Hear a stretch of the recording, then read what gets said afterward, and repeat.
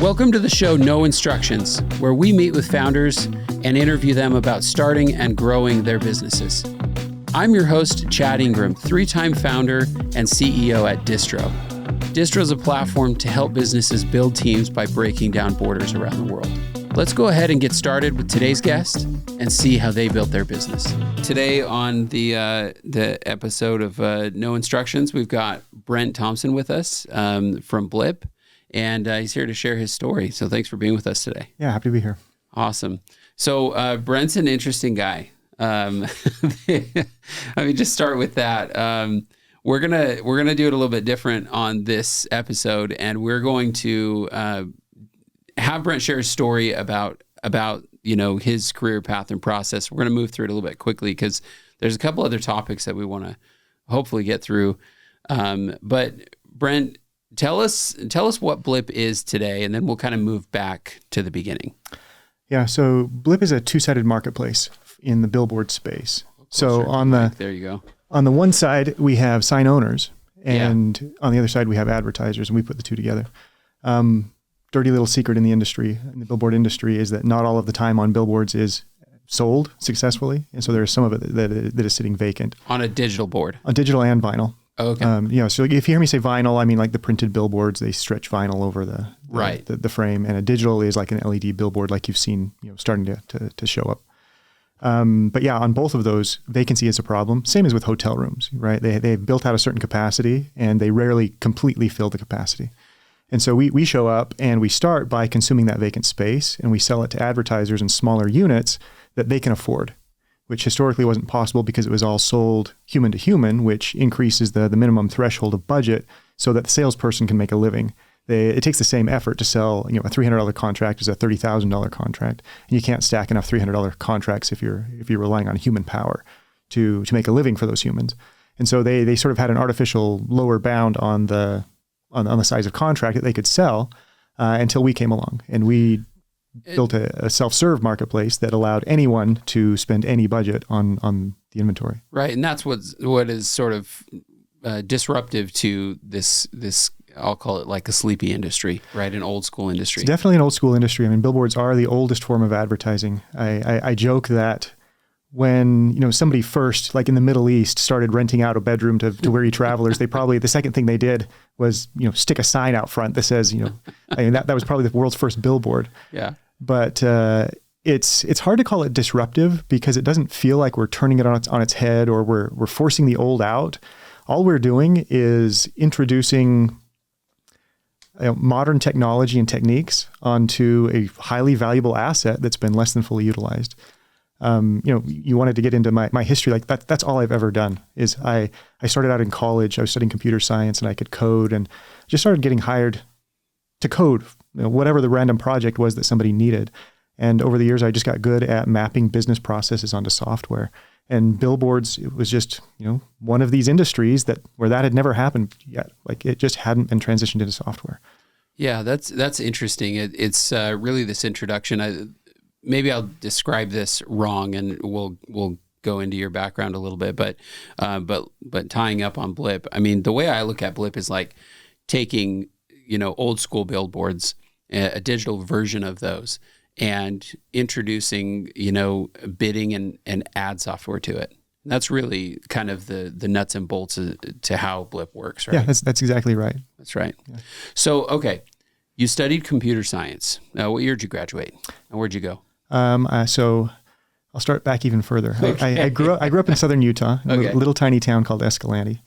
I love that place. I go there every year. It's beautiful. It's out in the middle of the desert, but there's not a lot of economic opportunity out there. I mean, I was there in the mid '90s, and the internet hadn't discovered that corner of the world yet. So my freshman year, I went off to Arizona State. They offered the most money, and so I chased that. And then I transferred up to BYU after a mission, awesome. An LDS mission, and then finished there in 2004. Okay. And so in 2004, so for some people that aren't familiar and people listening to this episode, you're known now for Blip, but you had a massive success in another startup called Jive, which was disruptive in the telephone space. So tell us a little bit about how you went from graduating college in computer science now to So the story starts before I graduated. Okay.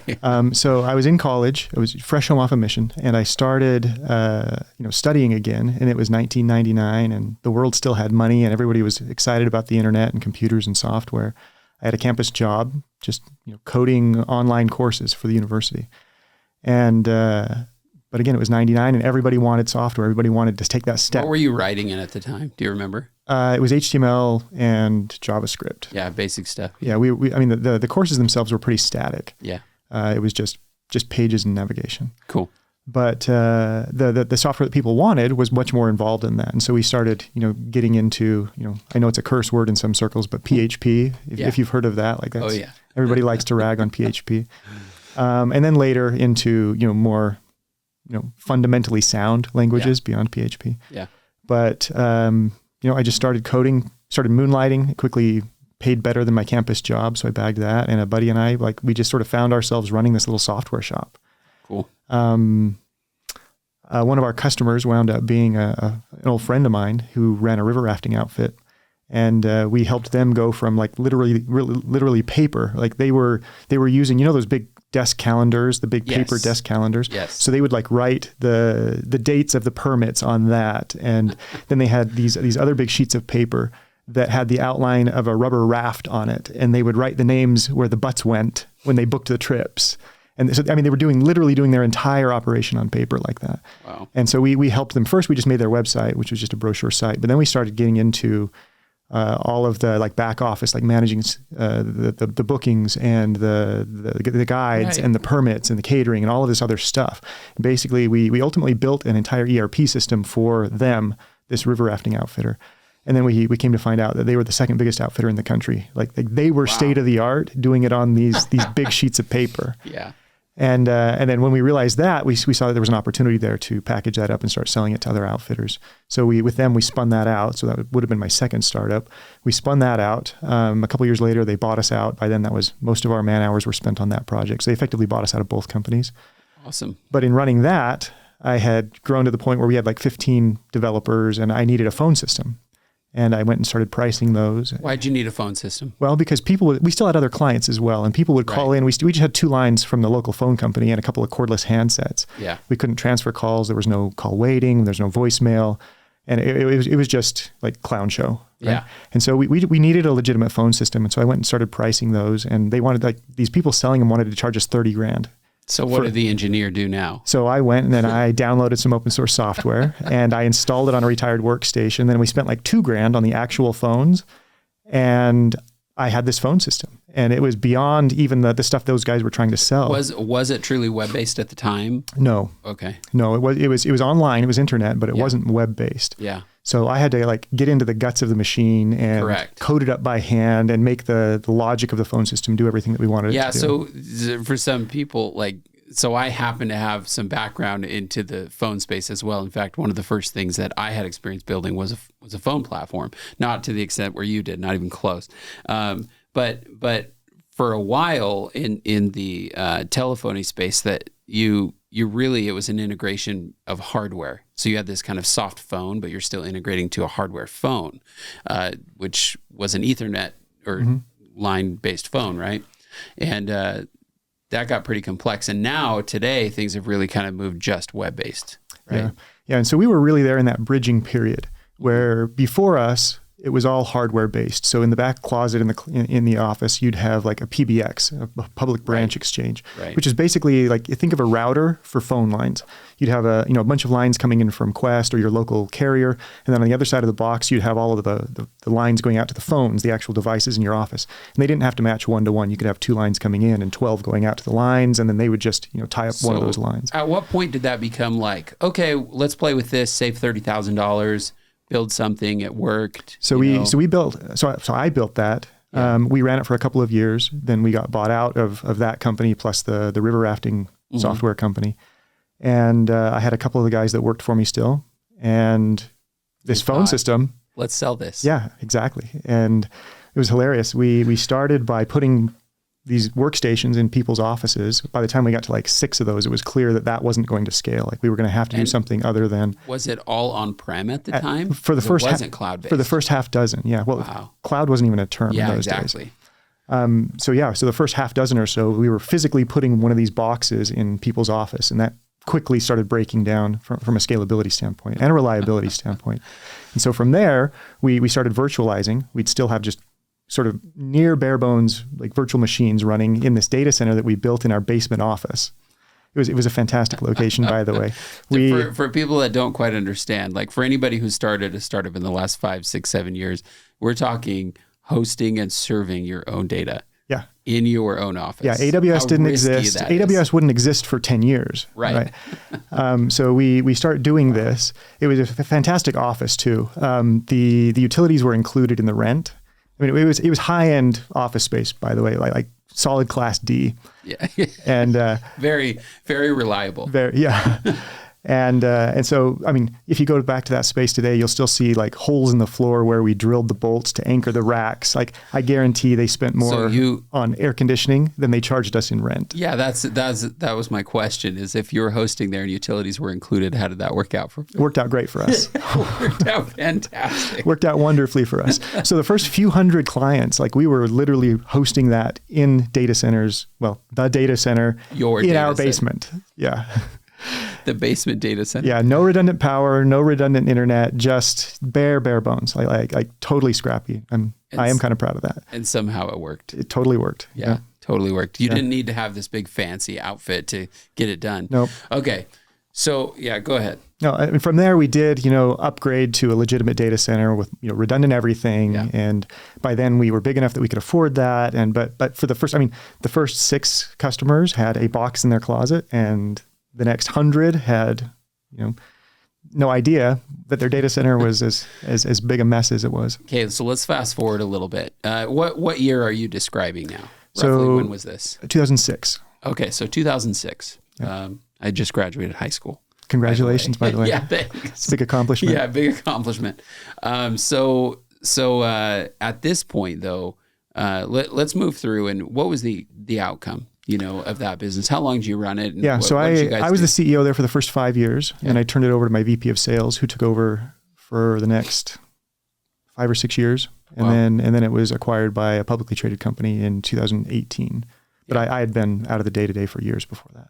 Okay, now we're going to fast forward a little bit more. So I met you maybe a year later. We were on someone's private jet, an investor's private jet heading. Don't get any ideas. Neither of us roll like that. It wasn't our jet. Okay, that's right. That's right. We were both startup guys, but we were on this plane, and there was quite a few like early stage founders, which is actually really cool to look back and see. There was like 10 of us there, and 3/4 of us either since have had an exit, or the early stage startup that they were working on, including yourself, has become a very good business today. Very cool. In fact, Tyler Babb from SmartShip, who's been on another episode, he was on there. The founder of Route was on there.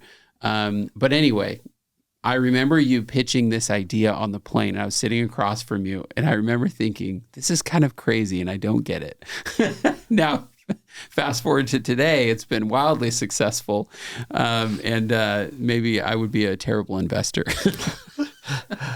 So anyway, let's talk about that. So you had some time after, and what made you want to go after this problem with Blip? How did you see the problem? How did you think about solving and testing it before you actually wrote code for it? So I'm like the accidental entrepreneur. Yeah. I told you about 1999. I didn't set out to start my own thing or to do that. The market pushed me into it.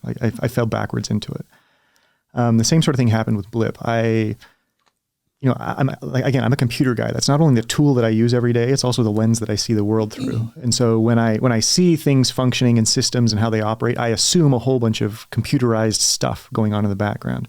And I had seen these digital screens going up, replacing the vinyl billboards. And I assumed naturally, because of my background, that there was a computer driving that thing. And because I understood how like Facebook sold ads and Google sold ads and all of those other platforms online sold ads the same as each other, I assumed that same pattern was probably applied to this offline advertising, since it was now computerized. Yeah. And so I had a buddy who was doing some consulting work for a billboard company at the time. That was the connection. Well, I wasn't looking for an opportunity. I didn't sense an opportunity there. I just made some sideways comment like, oh, like that's probably a marketplace like Facebook. And he's like, no, it's cute. But let me tell you how it's really sold. And how is it really sold? Well, he said, if you want to go like put your ads on that digital billboard, you're going to have to fax them a contract. They're going to write a credit. Fax, like F-A-X. He used the word fax. Yeah. Jeez. And he said, you're going to have to they're going to do a credit check. You're going to have to commit to 6 months. You're probably into it, $50,000 before you show up the first time on that sign. Yep. And of course my mind is like melting down. Like, how on earth did we arrive here? And so I followed up on that. This can't be possible. Like, that's a computer, right? It's got a big 50-foot screen. And he said, well, it's 48 feet, but yeah, it's the right idea. Like, there's literally a computer sitting there driving this huge computer monitor next to the freeway. And I'm There's just a computer on site. Every one of those. And if you have a screen on the front and the back of a pole, there are 2 computers in there. Exactly. And so I just it seemed so obvious to me that I assumed there must be some fundamental reason why it couldn't be done, because it should have been done 20 years earlier. So these early conversations, you go and partner with these large companies that own these digital billboards. How did that conversation go? Because the first few conversations that we had were really just trying to figure out why hasn't this been done? It seemed so obvious. And so obvious that we didn't do anything. We had that first conversation. Did you worry about them trying to replicate your idea? No. Why? The magic of the billboard industry is in the permit. So it's really hard to get permits to stand up billboards that run third-party ads. So you'll see lots of signs for the business under the sign. It's really hard to get the permits to put up these third-party billboards where they can sell the advertising to anyone. And because it's so hard to get those permits, there's very little natural competition once you have that permit. And that natural competition would have been what normally pushed a business to optimize and automate and adopt computers and the internet and all of this stuff. And it's just never existed in the billboard industry. That pressure to innovate or die didn't exist in the billboard industry. And so they were, comfortably making their money for decades longer than they should have been able to without, adopting some of the, sort of internet era best practices. So, you asked about the first conversations. We didn't do anything for the first 6 months because we just assumed that there was some fundamental problem that we didn't understand, like why this couldn't be done because it was that obvious. And 6 months later, I hadn't been able to figure out what that might be. And so I called up my buddy and said, hey, the guys over at Yesco, that's the Young Electric Sign Company. It's one of the bigger. Is that what Yesco stands for? Yeah. That's amazing. Yeah. So tiny little history on Yesco. The company was founded when the great grandfather of the current family that runs it bought the patents on neon lights. So they made their mark by doing all these neon tube lights, right? So if you go to Vegas and look at the Strip and all the neon there, that's Yesco. They're still one of the biggest custom sign makers in the world. I did not know that. Yeah. They built the first digital billboard right here in Utah. Wow. Because of their background in custom signs. What area was it at? Do you remember? They stood up somewhere in Salt Lake City. Oh, they're very cool. This was in 2001. It was ages ago. Yeah. But so James, now my co-founder, but he's the one with connection to Yesco. He sets up a meeting with Pat, the then president of Yesco. And we walk in and we're these 2 relatively young guys and we're explaining how... A software engineer. Yeah. Me, you. A software engineer. Pat, lifetimer in the billboard industry. By the time we're having this conversation, he's, mid-60s. He started out his dad painted billboards when he was a kid and he would help. This guy is Mr. Billboard. Wow. By the time this conversation's happening, he's on all of the board of directors of the trade organizations. Everybody knows Yesco and everybody knows Pat. Awesome. And so he's Mr. Billboard, and we're in there talking to him, these relatively young guys, explaining how the internet works and how Facebook makes money on ads, and there's this marketplace thing. And to his credit, 3 minutes into the conversation, he pounds his fist on the table and says, "That's the future. Let's go do it." And we're just sitting there baffled, no, you're supposed to tell us why this hasn't been done already. And he just kind of shrugs and says, "I don't know. Nobody thought of it." And so we kind of had our first customer on one side of the marketplace, and so we went home and started writing code. And that was November of 15. And we launched with Yesco on all of their units in 3 states in June of 16. Wow. We only did Yesco for that first year. We had to figure out the whole rest of the business.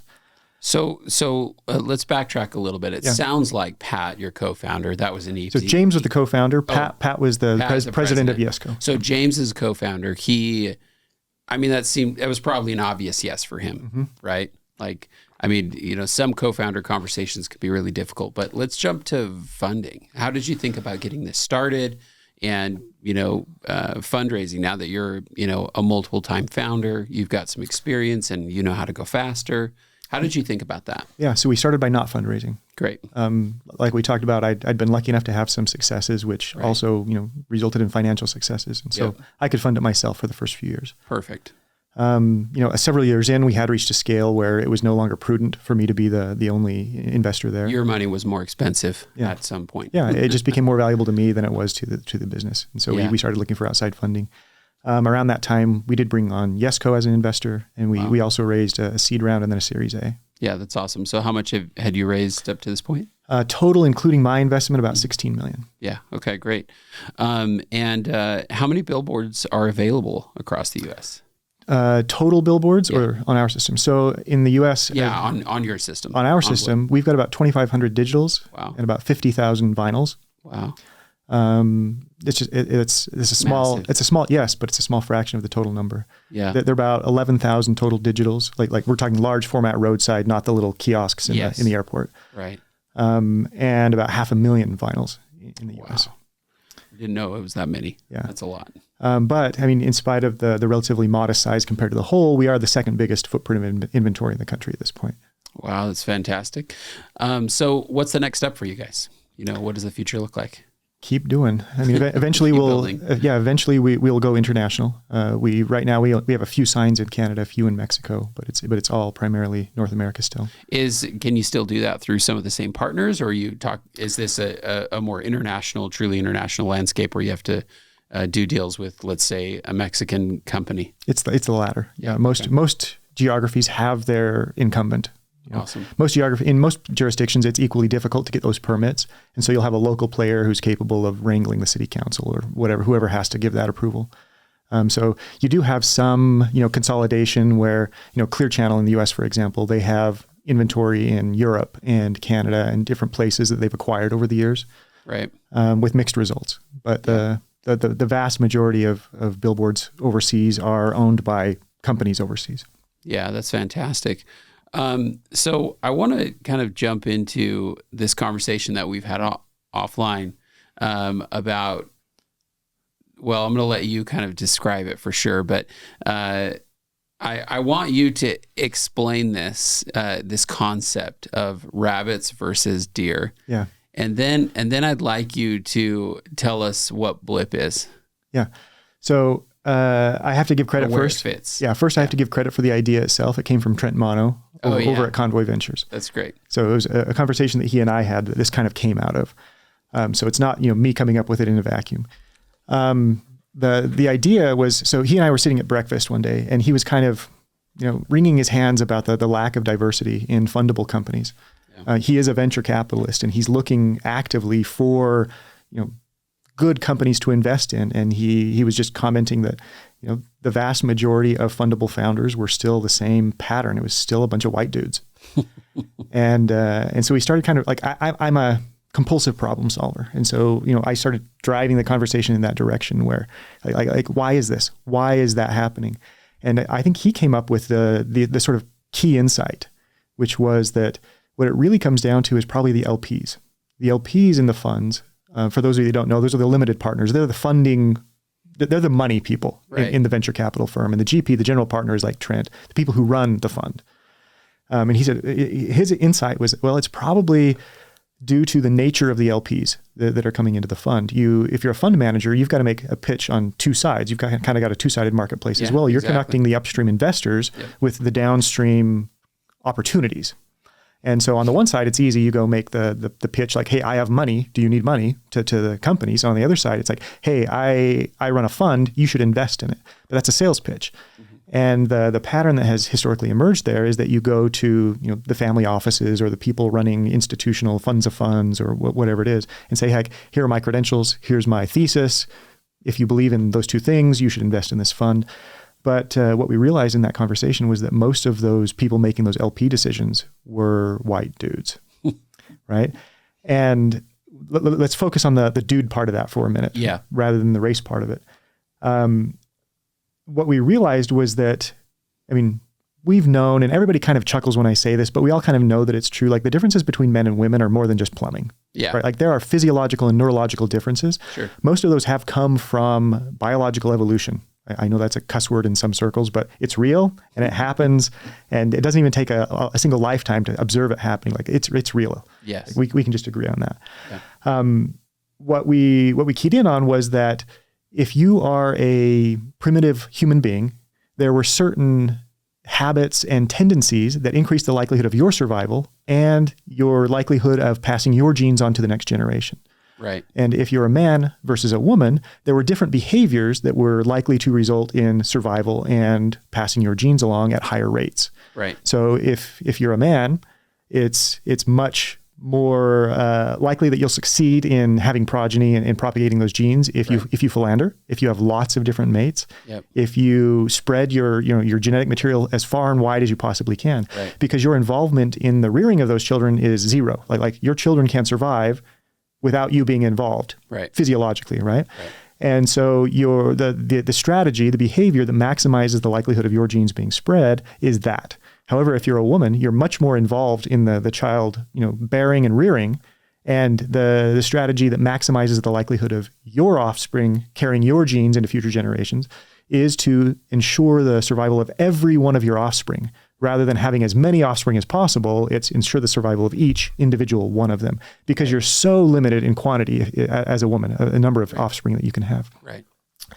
And as we kept diving deeper and deeper, again, Trent came up with this connection there. And he said, look, if you're a woman, once you've had the children, what are the behaviors post procreation? Children, yeah. Like in the presence of the children, what are the behaviors that would result in those children surviving? Right. It's, well, you need to provide safety, don't let them get eaten by a saber-toothed cat or something. But you also need to provide calories every day. You need to provide calories. And especially while you're still nursing, like you need to consume calories every day in order to provide those calories directly to your offspring every day. A man, for his part, like he can go a few days without eating. And what Trent realized, and I'll do the best I can to communicate it back here, but what he realized was that, the women were probably tuned by biology to have a predisposition to go for the sure thing, to go for, in this case, like you started by saying, like to go for rabbits, go hunt rabbits because you can get several of them reliably every day. And the men were tuned to go after big game. Even if the caloric like capture was the same for both strategies, the men got one additional benefit, which was the display of dragging the deer carcass back into camp. So that increased their status within the tribe and increased the likelihood of passing those genes on to more and more offspring, right? The woman needed to provide a reliable source of calories day in and day out. So she'd go for the sure thing, squirrels and rabbits. Less risk. Like she wouldn't get injured as often, and the flow of calories would be very steady. Yep. And the man, on the other hand, like he could, it was less catastrophic to the species if he got injured, and he could increase the likelihood of hooking up if he was successful as a big game hunter, where, the women were just probably less impressed if he showed up, with a bag full of rabbits instead of a giant deer carcass. And so over, eons of time, over many, many generations, you just wind up with those propensities baked into the physiology because of the genetic encoding and the genetic selection that happened over many, many generations there. And so you wind up with, coming back to the point, you wind up with, when the men are making decisions as potential LPs, they're looking for the heads on the wall, right? So the VC walks in, they need to have a wall full of trophies. And you and describe that wall. Yeah. And you and I have been into the offices of these, and they have a literal wall. Most of these funds do, where they have the trophies on the wall, all right? the logos, all the companies they invest in. Exactly. So they have those trophy companies, the wins that they've invested in over the years, because that's what's compelling to the money providers that they're making a sales pitch to. The men who are impressed by the elk's head on the wall. Yep. Right. Naturally, they still have to make the rational argument around return on invested capital and all of that stuff that goes along with it. But what's really going to trigger the emotional response that they're looking for in that sales pitch is the trophy on the wall. That's interesting. And therefore, they've got to go turn around and invest in companies that are candidates to become trophies on the wall. They're going to wind up being less of a sure thing, but they're going to, if they are successful, they're going to be at a massive scale. which not only returns the fund, makes the investment a good one, but it also puts them in a position to go secure more money, look better from other dudes who are impressed by trophies. Yeah. Right. Exactly. And so what Trent and I concluded was that if you want to change the profile of the company's founders who are being invested in, you probably have to change the source of upstream capital. To put it in an oversimplified way, if you can go and raise money from women, they'll probably have a different appetite for the showmanship. Like, they're going to be less impressed by the trophy wall than they are on a steady, line of returns on your chart. Let's talk about that, because going back to the example, both a deer and rabbits provide calories. They do. Right? So is there a win in building a rabbit type business? Yeah. And I think that there are people who are prone to be rabbits regardless of gender, or rabbit hunters regardless of gender. And I think there are companies that are clearly, small game versus large game. Yeah. When I started Blip, I believed it was large game. Today, I believe it's small game. Yeah. I believe that our odds, of success are nearly assured at this point, but that the scale of that success, while it can be meaningful and definitely return a handsome amount of capital back to our investors, right? We're not going to reach the scale of Google. Like, that's right. We're not that kind of company. Right. At this point, it would also be foolish for us to take the steps that would be required to try to reach that scale of success. Like trying to force a rabbit to be a deer, basically. Yeah. And you'll hear a lot of anecdotes from mostly burned founders who talk about like the VCs applying this weird pressure and forcing them to do things that they didn't want to do and all of that. A lot of it comes from that, where the VCs, they need every company to match the profile of a deer rather than a rabbit, because they're selling to people who want deer. That's interesting. That's really interesting. So, but there's a lot of great companies out there that are rabbits, that are maybe less risk, but still very successful. Yeah. Yeah. And the truth is that most companies don't raise like venture capital. They may still raise money somehow from friends or family or whatever, but most companies don't raise venture capital. Yeah. Most rabbits. Most companies don't raise. In general, yes, definitely. And I would argue that of those that do raise institutional investment, they over-index large game rather than small game, just because of the nature of the funding instrument. Yeah. However, and people smarter than me can do the actual math on this and figure out whether this speculation is right or not. But I suspect that the investments, if you took a portfolio that were rabbits versus a portfolio that were deer, that they would probably have a very similar return profile if they were adjusted for risk. Yeah. See, that's interesting. I think when I look at distro also, I would put distro in the rabbit category. We built it in such a way that VC money would lend to faster growth, but without it, it would not mean that we couldn't operate. Yeah. Does that make sense? Yep. Interestingly, I think that right now, given the sort of volatility of the venture market for the last couple of years, right, lots of companies, it's become in vogue to be profitable, right? You hear lots of companies, promoting just in the last 2 years. Though. Yeah. But you hear lots and lots of companies now, that's their primary focus. And it's been thrust on them by the realities of the venture community. Right. But in my mind, that is sort of the hallmark of a rabbit company rather than a deer company. Deer companies, I'm not passing judgment on this. It's a thing and it's right for some people, but there are certain types of companies where they say they're in the business of X, Y, or Z, often SaaS, but they'll wind up actually being in the business of raising venture money. Right, where their business model is to go from one round to the next, correct, until they hit some private equity tipping point where they can start replacing investors, or they go public, or they sell to something bigger than them. But for those that haven't done it, and the problem is with a lot of like people listening to this and people just starting out their career as an entrepreneur, they look at that and that's the only way to success, and that's not true. It's very deceiving. It's a very unlikely path to success. Extremely unlikely. Yeah. You and I know quite a few people, in this at least network and abroad where there's a lot of great companies, but it is very, very few that go and actually do these large scale deals like a Divvy or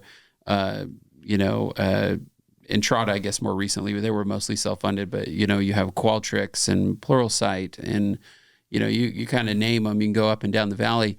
And it is extremely infrequent that works well, because the problem is it's like a hamster wheel. Like once you raise capital in a deer-like profile business where it is burning a lot of money and you're hiring a lot of people and there's a lot of pressure to go fast, the only way out is in.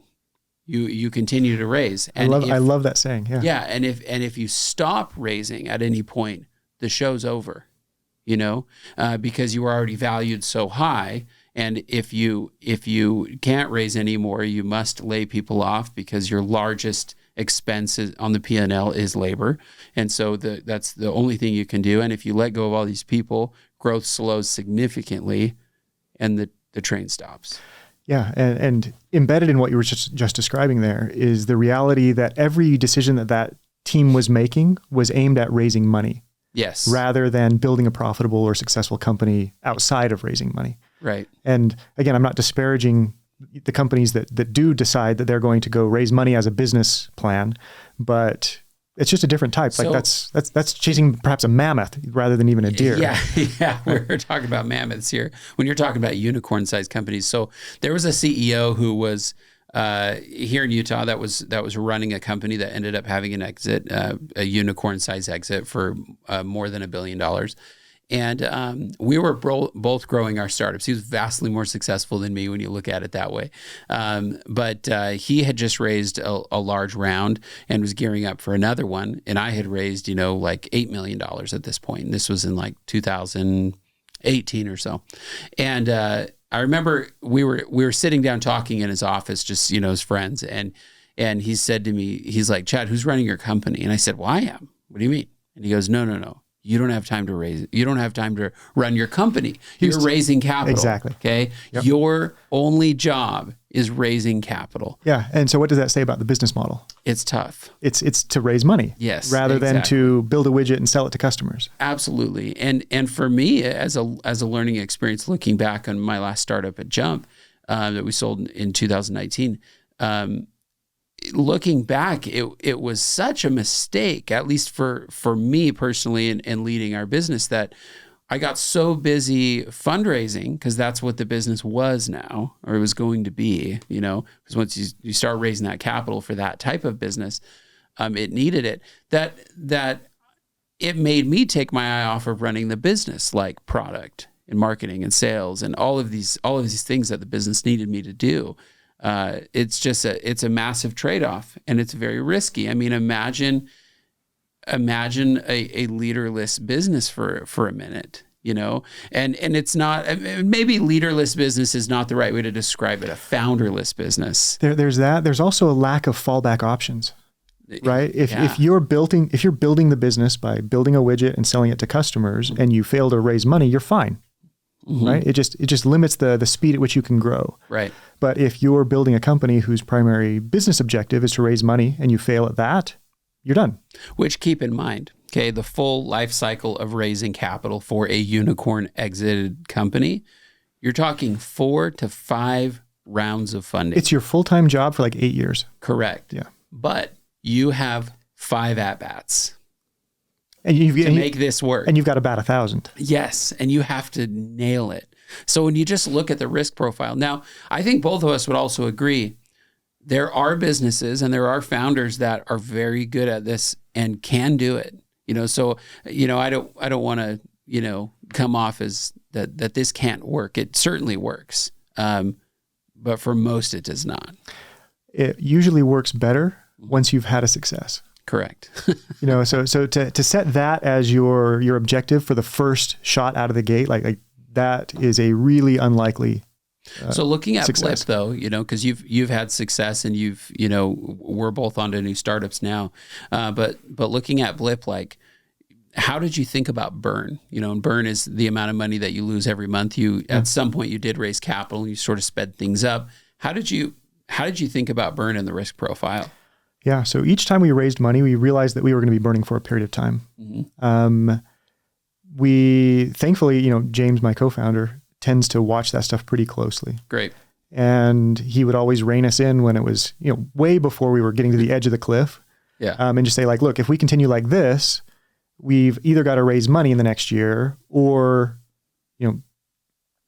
lay some people off. Right. COVID happened. That was unexpected for all of us. We wound up having to lay people off in that case. Right. Earlier this year, we decided that we were going to not raise money, and it was kind of okay. Yeah. Right. So you're still in business. Yeah. And you didn't raise money. And we're profitable. Funny that. Insert buzzword here. Yeah, exactly. Exactly. Wait, you still have like a really good business and you're not reliant on. Shocking, isn't it? Yeah, that is shocking. So this can happen. Here's another thing. Like, think about when you were putting together the business model, when you were actually modeling out how the economics work for Blip, how much did the way that you structured the business impact the later expenses and economics and burn profile? Meaning, did you approach this as like, because I think there's a lot of founders that go, oh, I can sell this app to consumers for $5 a piece. But at no point did they think, how many users is it going to take to even support one software engineer that I'm employing? Yeah. So in the very beginning, we didn't really look at that per se. Yeah. We just tried to figure out like, what is the thing that I need to sell to the person and who is the person? Got it. So we started at a unit of one and tried to figure it out there. Once we got, to where we were dealing with numbers that were hundreds and thousands of users and dollars and all of that, then we started like projecting out, okay, so if it takes us this much money and this much time to get that money back when we're acquiring a customer, how quickly can we go without running out of cash or without it getting too expensive down the road? Right. And we modeled what burn was acceptable. And then I'll say COVID again here. That threw a wrench in a whole lot of things. Yeah. The other thing that was weird was that right after COVID, there was this huge resurgence of demand across every industry. Right. And then that went away. Right. And now for 2 years. A year ago. Yeah. A year and a half ago now. And now for like 18 months, we've all been in the same economic funk where nobody knows exactly what's going to happen. Like, are we going to see a big recession? And so it's been like, it was kind of artificially bullish for like 10 years solid. We caught the tail end of that. COVID hits. You've got 6 months of just like economic hell for everyone. Yep. And then this like roaring 20s style, Great Gatsby, just overly optimistic economy that then, sort of shrinks down into, well, that can't go on forever. So it's about to go off a cliff and everybody braces for impact and decides that they're just going to hold tight. So we've had to readjust what we've done as far as projecting and what burn we're comfortable with. During the upswing before COVID, we were comfortable with a pretty heady burn. Like we were very optimistic there, and it was playing out well. But that was based on your own growth also. It's not just burn to burn. You actually had revenue. Exactly. And the growth was trending the direction that it needed to go to justify the burn. Correct.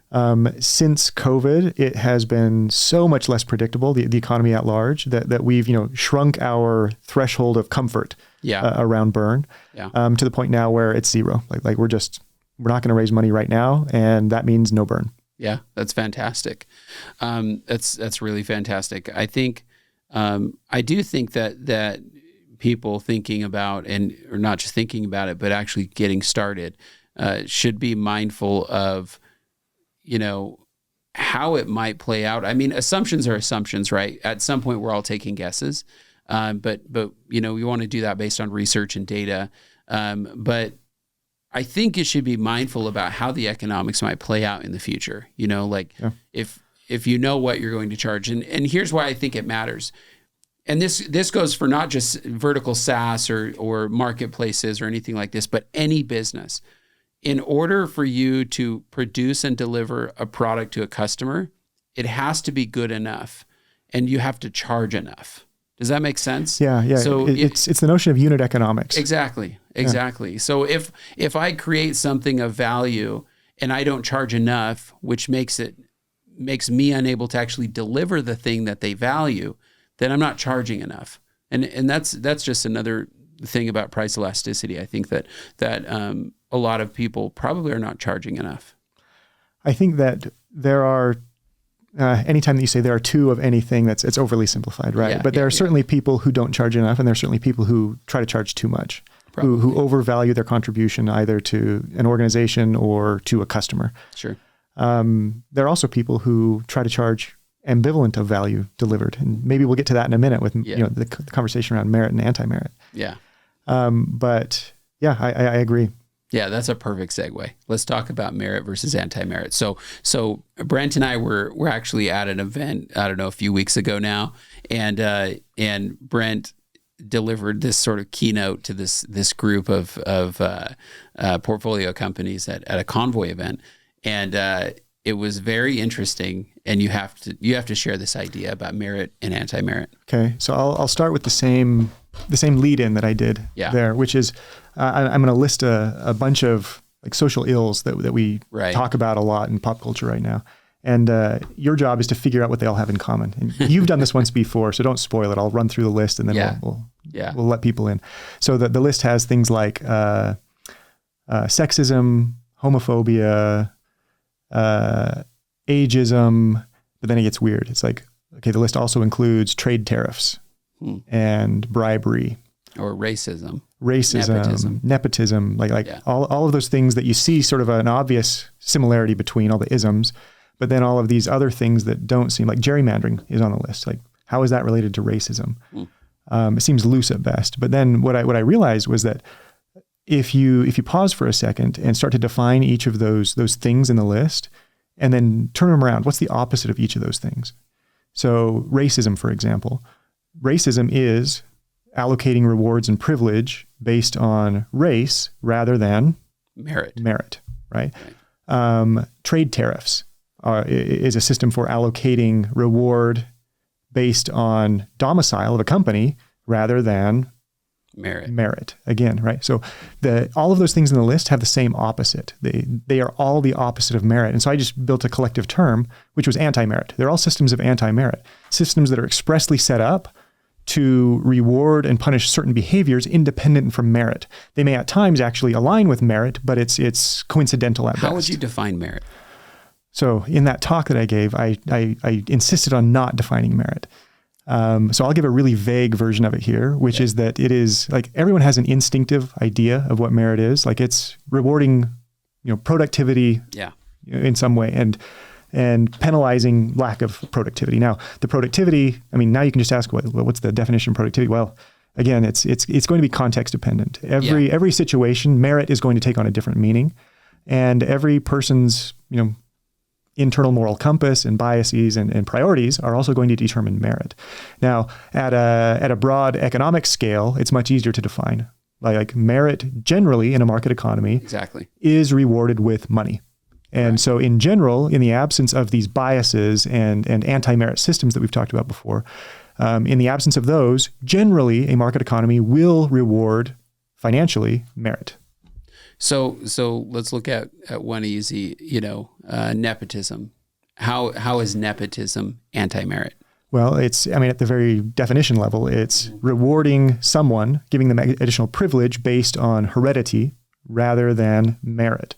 So if you have a system that rewards the boss's nephew rather than the person who is 10 points more intelligent and has a better education and more experience, what you're doing is you're setting up a system where that person gets rewarded regardless of merit. That person actually gets punished because they're having to subsidize the rewards that are going over to this guy. So talk about racism then. How does racism work? This is probably the most controversial one, but how is racism a system of anti-merit? Again, as a definition, it rewards and punishes based on the color of one's skin rather than merit, like the actual output. Racism gets really convoluted because it's so tightly tied to identity. Like someone's identity is very influenced by their race, their culture, their family, like all of that stuff. And so it's an especially fraught concept to deal with.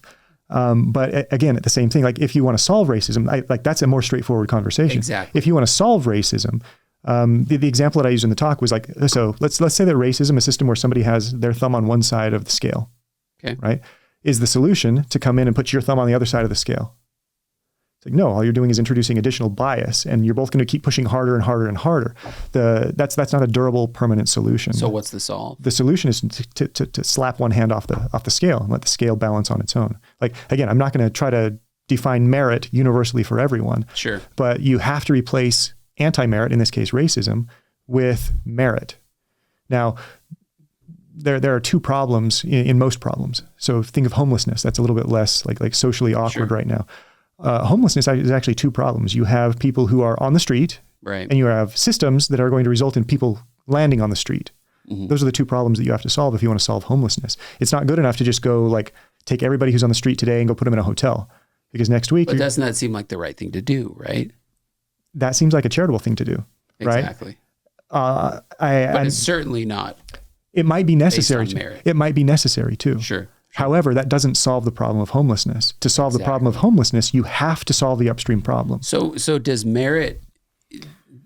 how does merit coincide with ethics, or does it at all?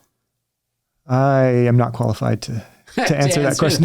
So I kind of think that they're two different things, because I think what you're saying is that we're trying to solve large scale, broad and generalized problems. So let's use the word fairness. Sure. This might be the merging of those two concepts, correct, right? Where you've got merit and ethics. So let's use the word fair. If you and I both work a factory floor, mm-hmm, and we produce the same widget, day in and day out, we both work 8-hour shifts, but you're just better at it than I am. And in 8 hours, you produce 10 widgets and I only produce 8. What's fair in terms of compensation? Should we both get paid the same? I don't think so. No. Yeah. Like that seems, I use that example because it seems really obvious. No, you're producing more than I am. You're better at it than I am. You should get paid more than I do. Now, what if you actually just keep getting better and better? What if, in addition to your natural gift that makes you 25% more productive than I am, what if you also go back to school and learn advanced widgetry? and now you go from 10 where you were to producing 14 a day, instead of my 8. Right. I mean, clearly you deserve more compensation than I do, right? Because you invested in yourself. You are simply outproducing me by a lot. But if I make more money, we often see that you as my coworker might say, well, that's unfair. We do the same thing every day. Yeah, we spend the same time every day. The effort is identical. So the effort is identical. That's a counterfeit, I think, right? It's an absolute red herring. It is. And so this idea of fairness, though, I think that the biggest problem with fairness is that in order for it to be fair for someone, something must be taken from another. Do you have kids? I do. Have you ever heard them say that's not fair? All the time. What do they mean when they say it? It means I want that. That's exactly what it means. Yeah. So there are human biases that are built in. Back to this notion of like survival and biological evolution. If you have two people and one of them sincerely believes that they deserve something and the other doesn't, the one who sincerely believes that they deserve it is more likely to obtain it. Like they're just going to take it. They're going to be willing to do more, even if it harms other people, to take that thing. And so that propensity is going to be baked into the genes that survive. Yeah. So fast forward to today, we all have that bias. We all believe that we deserve more than average. What do you think causes that? Because I agree. I think if you look back at the caveman days, like biology rules at that point, right? And you live or you die based on what you do every day. Now it's not that way. Now you can say and do many things undercover or behind a keyboard, where there are no consequences. So what is it as an economy, a society or whatever that's creating more and more and more, well, we'll call it entitlement? So my simplistic answer, and again, I'm not a sociologist or a psychologist or anything, but my simplistic answer would be that we haven't survived as a species long enough beyond saber-toothed cats for us to re-evolve. Right. And so we still have all of that genetic encoding that was absolutely critical for our survival and propagation, that's still bottled up inside of us and leading to those propensities. Now we have, the rational part of our brain. We have these societal systems that we've set up to try to counteract that, to try to, reintroduce this balance and stability. And we often call it fairness. But, back to the word fairness, like back to the factory. It's clearly not fair if you outproduce me by almost 100% for us to make the same amount of money. Right. I don't know what is fair there, but it's certainly not to pay us both the same. Now, what happens if we apply that to the entire body of workers at the plant or the entire economy of the country? Like, at that point, I've never been able to come up with an extrapolation, like a scaling up of the notion of fair that didn't just result in a market economy.